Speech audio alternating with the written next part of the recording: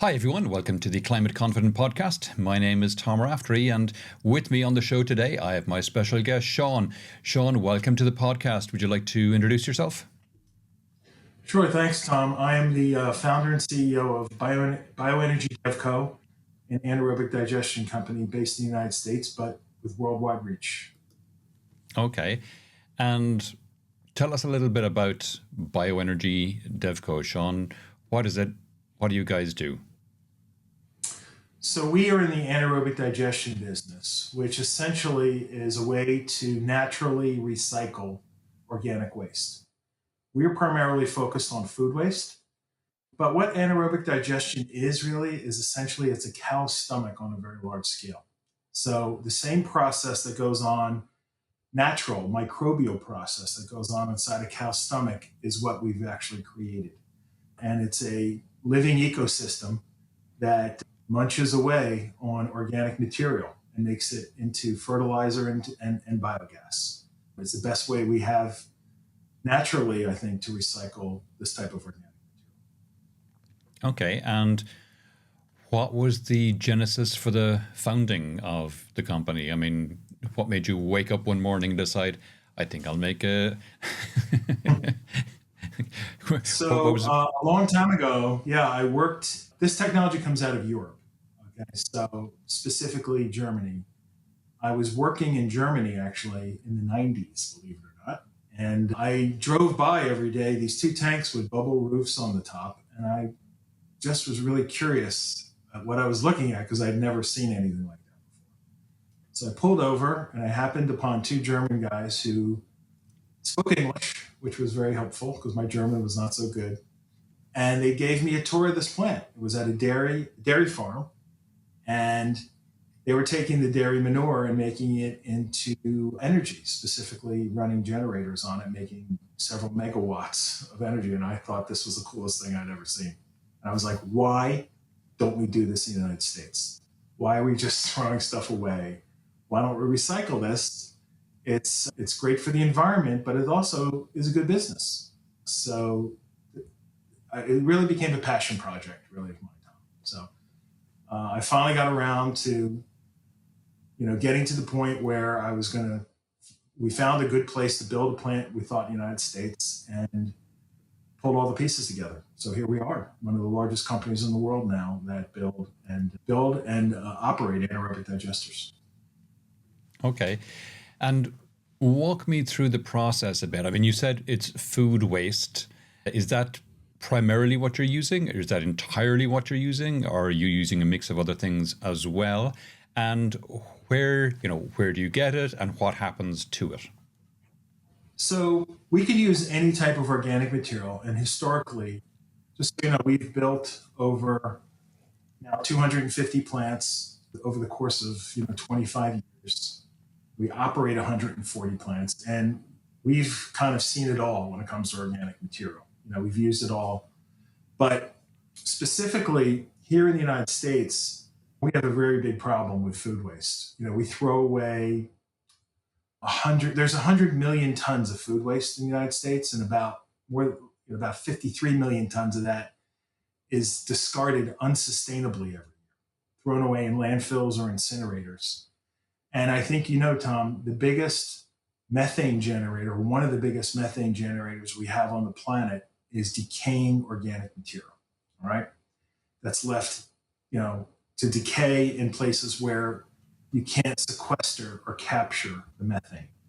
So that is really what we're focused on. We're really focused on that food waste, in particular in the United States, because it is a massive problem. And where do you source it? Do you go around to the skips at the back to restaurants, or you've obviously industrialized that somehow, and it's not like that. So how do you do it? Well, it's an interesting question because there's many ways this can happen. Unfortunately, Americans are not quite so good as Europeans in separating their garbage yet, okay, into paper, plastic, glass, and organics. So that said, there are certain areas where we look at what we call post-consumer organic material, which is basically the stuff that people throw out in their houses. But there's also pre-consumer material. as we call it, which is basically what goes on in food processors and food distributors, big companies that are making food and food-like material, who throw away a massive amount of that. Okay, and that is the low-hanging fruit, I guess, pun intended. Okay, for this business. All right. Okay, and you said that you're operating 140 plants and you've built 250 roughly plants. So I'm guessing it's a mix of you have been commissioned by some folks to build plants for them, and at the same time, those 140 you built for yourself. So is the business model is a mix of both, right? Well, now it is. Historically, we were building plants for other people and operating them under a maintenance contract. But we decided around 5 years ago that building, owning, and operating is also a great business model. And that's really what we're focused on in the United States. But we do the same now in Italy. The business was founded actually in northern Italy, the one that we ended up acquiring and became part of the big company. And that business historically was what we call an EPC contractor. That's engineering, procurement, construction company, building plants for other people and operating them. But we also have our own intellectual property. We have 18 patents that we've actually developed over the course of 25 years to actually make the process more efficient and easier to maintain. Okay. So you get this food waste from food manufacturers or possibly municipalities or wherever. You put it into a digester. It auto-digests, creates this methane, and what else? So first of all, the biological process is quite complicated. It's it is an ecosystem. It's 4 separate, believe it or not, sets of microbes where the waste material of one set of microbes becomes the food for the next until you get to the last process. And the last process makes acetic acid, basically, which is vinegar, like the same basic thing as vinegar, into biogas. Biogas is around 60% methane and around 35% carbon dioxide. So we take that biogas and do 2 things with it. We clean it up, is what we call it. So we make it almost into pure methane, which is the same as natural gas. This whole process happens within 30 days, by the way. The material comes in as raw organic waste and leaves our plant as either biogas or what we call fertilizer or a soil amendment product, really. So those are the 2 products, really. You also have water. Okay, there's a lot of water in organic material, and that water we actually clean up. And in arid environments, we can reuse that water for not only drinking water, but also for irrigation water. But also we have this, like you said, we call it digestate, which is essentially compost-like material that comes out of the plant that we can use and put right into the soil. And the last piece is, like I said, this biogas, which we clean up and make it into natural gas and put it right back into the grid. So we're literally putting the gas right back into the grid. And then we also have the CO2 part, which we can separate, clean up, and that can be used as a product too. We can make food grade, what we call food grade carbon dioxide, right, as part of this. So the great benefit to this is we're keeping the methane out of the atmosphere. We're keeping the carbon dioxide from the same process out of the atmosphere. We're returning nutrients, to the soil, because instead of throwing this away in a landfill or an incinerator, it's being put back on farms and places to grow things. And last but not least, we're recycling this water too, associated with what we do, and repurposing it. So, like I said, for me, kind of an environmentalist at heart, this was a great solution for this. And that's why I really fell in love with the business and the technology. Okay. I think in 130 something episodes of the podcast, this is the first time I've heard someone use the expression food grade CO2. So I'm curious, being Irish, I'm therefore obviously a beer drinker. So is that where food grade CO2 goes into? Is it into the production of the likes of beer, or is it into something completely different? Soft drinks. Mostly soft drinks. Beer makes its own CO2 as part of its fermentation process. There is no fermentation process in soda. Not that I know of. Okay, let's put it that way. So they have to actually put the CO2 in it. So that's kind of one example of food grade CO2 usage. Okay. And of course, plants require CO2 to grow. So is there an opportunity to pipe the CO2 into the likes of greenhouses or something, and then have a whole circular thing going on where you're making food and then taking the waste from that food and using it to feed your digesters again? Absolutely, Tom. That's you really hit on something, because we can do that. So you can take the CO2, put it back into a greenhouse. We don't do that actually here, but I think we do it in a couple situations in Europe.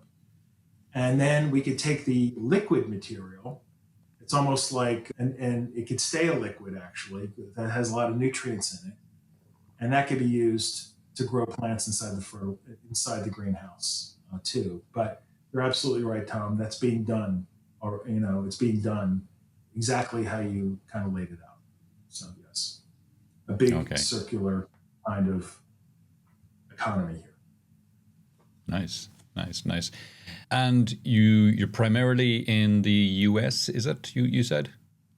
So historically, the business has been based in Italy and in France. So we have the largest market share in Italy for building digesters, and in France actually too. But we came over to the United States as part of this whole idea, like I said, I had of making sure this technology is available here in the United States. And we started doing that in around 2017, 2016. And so we've been working. We have our first fully operational plant here in the United States now built in the Baltimore, Washington, D.C. area. But we have another 40 plants under development, believe it or not, with 18 of them in pretty late stage. So the good news is a lot of the hard work that we've done helping to educate people about this solution is coming really to fruition. And now there's tax benefits here in the United States now too for building this. And we're now working with several municipalities, as you kind of pointed out, Tom, redirecting waste material, organic waste, away from landfills and into digesters. So it's really kind of catching on here. Okay. And obviously, if you're producing methane, that could also be used as an energy source for your own plants. I mean, you could burn it, produce electricity, produce heat, capture the CO2 potentially from that, and again, feed greenhouses, or, again, are those kind of things being done as well? So yeah, at our plant in Maryland and more than a few other plants in Europe, we have our own CHPs, which are combined heat and power units. So our tanks need to be heated because just like the microbes, just like a cow's stomach, like it warm. Okay, they're a lot more efficient when it's warm. So we're trying to recreate that environment. So we use the waste heat, from the generator to heat the tanks. But we also make our own electricity from our gas too. Okay. And yes, exactly like you pointed out, we could do that. But there's also a lot of other things you can do with methane. One, you may have heard, when after the Russia invaded, Ukraine, the price of fertilizer went up a lot. Yep. And that's mostly because Russia was a very big producer of chemical fertilizer, like ammonium sulfate and ammonium nitrate. Now, interestingly enough, methane, they were making most of that from natural gas. All right. So you can take steam and natural gas and separate it into ammonium. Okay. And ammonium is the fertilizer associated, obviously, with ammonium sulfate. The nitrogen-based fertilizer is really what it is. Okay. Ammonium is a nitrogen-based fertilizer. It's NH3. Okay. And so we can make fertilizer with methane. That's one option. But we can also make hydrogen from methane. In fact, most of the hydrogen we use today in the world is made from upgraded natural gas. So we can make green hydrogen because we are using renewable or recycled natural gas. So if you mix that with steam, you can make hydrogen also. So it's a great, methane has a bad, I was always, as I say, from a chemical or a chemistry perspective, it's got a bad name, methane, but it's a very malleable molecule. There's lots of things you can do with it, which are good if you just kind of know what to do. So that's really what our focus is making this, into fertilizer, hydrogen, but we're also making it into natural gas. It's the first step. Okay. I mean, I can see lots of localized use cases for this. So, for example, farmers would have a lot of waste material, particularly if they're growing crops. If it was something like corn, there's a huge amount of waste comes off when you take the cobs of corn. There's a lot of plant material left, which could be utilized for something like this. Dairy farms or beef farms, either they produce an awful lot of waste. They could be capture the slurry, turn that in as well. So I could imagine farms using mini versions of what you're doing, for example, to help power themselves and help produce their own fertilizer. Similarly, I can imagine the likes of breweries. I mean, they buy in lots of barley, use it, mash it, and then at the end they have lots of cakes of barley, or distilleries with whiskey as well, same kind of thing. I imagine, again, they could be doing something like that. Is that a market you're looking to address as well, or are you going for the larger scale digesters? So this whole technology started off on farms. It's really how it got started. Farmers kind of looking to repurpose their waste. So that's been the traditional way of anaerobic digestion, with the usage of it. And it's very popular in Europe. We do a lot of business with farming cooperatives, for example, where we're taking several farmers' waste, and making it into both energy to run their machines and, make electricity for what they're doing, but also into fertilizer, for them to kind of respread over the crops. So there are economies of scale in this business, Tom. So the kind of bigger you build the plant up to a certain point, the more economically viable it is as a solution. So that's why we kind of like to work with either very large farms or farming cooperatives. But right. Exactly to your point. But then there's the distilleries, the breweries, the other food processors too, which have a very large amount of material that generally is not being repurposed because they don't have a farm, to spread this on generally nearby. But we are kind of acting as their recycling engine, let's call it, for those food processors and distributors. Okay. And why has this taken so long to get to where it is? And if I'm asking that, it's that anaerobic digestion, the process of it, has been developed over millions of years in animals and has been known about for hundreds of years by science. It isn't anything particularly new. So why hasn't this been developed further than it has to date? Well, it's a great question. And I asked the same question myself when I first, saw these plants over in Germany. And I can only say, I could probably answer the question two ways. One is, traditionally, this was manure-based. Farmers were using manure to digest, which is relatively easy to do because the microbes you need are actually in the manure. Sure. If you think about it, when we start commissioning a food waste plant, we use cow manure to commission the plant because those are the microbes that we need. Now, the big difference is from an operational perspective, if the microbes are in the manure, you really don't have to take care of them because you're replacing them. But if you do food waste, you're not replacing them. You have to take care of the microbes. So it becomes a very complicated biological process. So just like you can get an upset stomach if you eat the wrong food, the same thing can happen to our digester on a very large scale. And, and basically you get an upset stomach because the microbes are being killed off. The acid in your system is killing off the microbes. And if that happens to us, we basically have a whole plant that's down. So good news is that as rarely ever happened to us because our operations, our biologists are excellent. We have a full-scale laboratory just focused on making sure our plants are happily digesting, all right, and our microbes are happy. Because the way I look at it, Tom, is we are really microbe farmers. That's really what we are. Okay? The farmers are, the microbes are doing all the heavy lifting. We have to take care of them, just like a farmer does. So, but there's trillions of these microbes inside one of our tanks. So tanks can be quite large.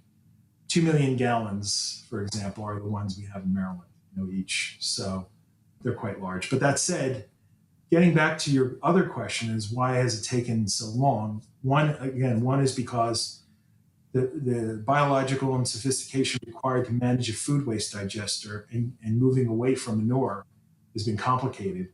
And the second reason I'll point to the United States. It's because the United States thought for a long time, we have all this land, we don't have so many people. We can just, spread our food waste where we want to. We can burn what we want to, and we can landfill where we want to because we have plenty of room. That's not the case anymore. So I think people have woken up over here, and especially around the whole climate change issue, in particular, the methane emissions, and all of that kind of together has brought now finally anaerobic digestion, I'll call it, to the United States, where it's become food waste in particular digestion, where it's now become a viable solution. And how big can you scale it? It can, it's basically around tank size. But we have plants out there. I mean, our plant in Maryland is doing 115,000 tons a year of organic material. That's almost 300 tons a day. And that's one module of our plant. So we have plants in design which are 2 and 3 times the size of that, in certain markets. So quite large. But the good news is they really don't take up a lot of room. Like a landfill can take hundreds of acres, obviously, to build. An incinerator could take, 50, 30, 40, 50 acres to build, done on a large scale. But our plant in Maryland is only on 6 acres. Okay, so what's good about that is we can put our plants very close to the source of the organic material, which has other benefits, keeping transportation costs and pollution down, because normally this material would have to be trucked to a landfill and incinerator, which is usually 30, 40, 50, even more miles away. But some of our customers are literally next door to our plant. So we help in that way. There's also other benefits. We can keep the fracking down. Fracking is not really good for the environment. I think we all know that. But we could replace, studies have been done, up to 20% of the natural gas that we use in this country using anaerobic digestion, which is a big number. Okay, so there's other ancillary benefits, I would call it, associated with this technology too, besides the 3 obvious ones I talked about: air, water, and soil. So. Okay, and what are the challenges to rolling out some of these digesters? Do they require a particular geography? Do they require particular environmental impact assessments to be passed? If I was living next to one, would I be getting nasty smells? All these kind of things. What kind of challenges are there for you? So location is important. We need to be near the source of the material, but also we need to be, usually we're in an area where it's industrially zoned. So the zoning is kind of important to where we are. But it's interesting, in Europe, we have some plants that are doing district heating. I think you know what that is, where the whole town is being heated, and where the anaerobic digester is actually the source of the energy in the town. And that our digesters are right in the middle of town. And managed properly, these plants, give off very little odor, if any. So like our plant in Maryland has negative air pressure associated with it. So even when you open the door to the tipping floor, all the air stays inside the building. So we have all these ways of kind of dealing with it. But what's really great about it is the waste material sits on the floor for only a few minutes before it's put into the feed hoppers, ground up, and then put into the tanks. So you don't have this rotting material like lying around.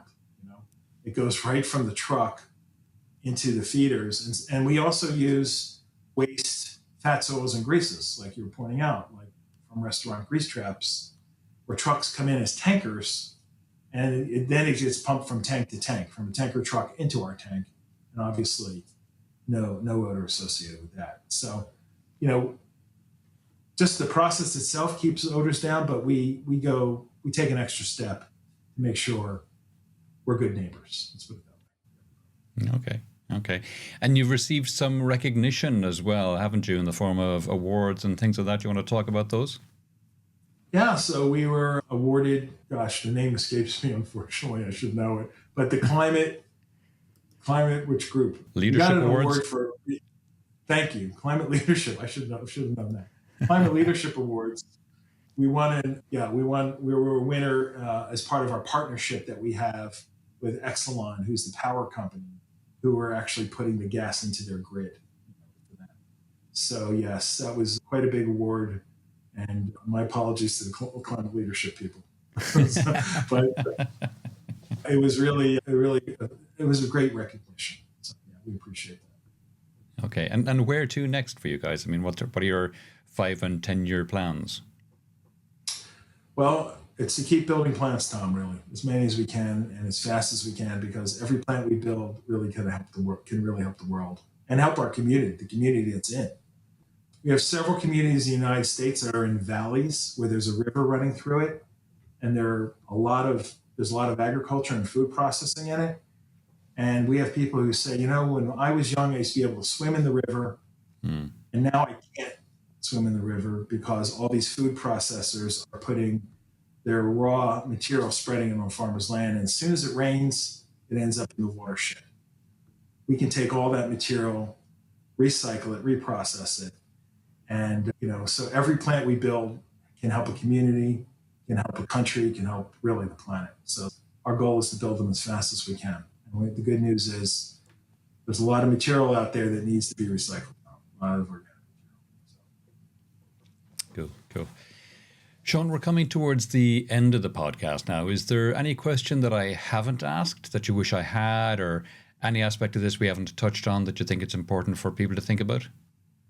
No, I think the environmental benefits, especially around capturing methane and capturing CO2. There's simultaneous air quality benefits by keeping those greenhouse gases out of the atmosphere. There's water quality benefits, not only by recycling water, but what I just said before. A lot of this material, especially in the United States, is land applied, raw. And as soon as it rains, it ends up in the watershed. So we have water quality benefits by being able to recycle that versus land applied.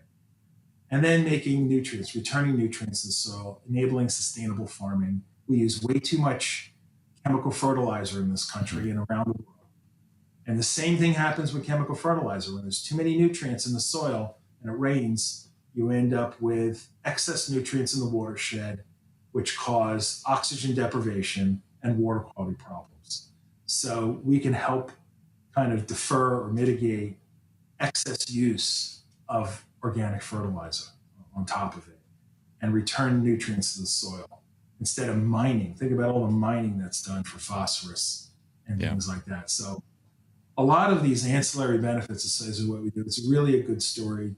And again, the reason I fell in love with the technology, and I really love what I do, and I'm excited to help make this technology pervasive really here in the United States and around the world. Cool. Shawn, that's been great. If people would like to know more about yourself or any of the topics we discussed in the podcast today, where would you have me direct them? Well, you can go to the company, which is bioenergydevco.com, or my LinkedIn under my name, Shawn Kreloff. I think I'm the only Shawn Kreloff actually in the world.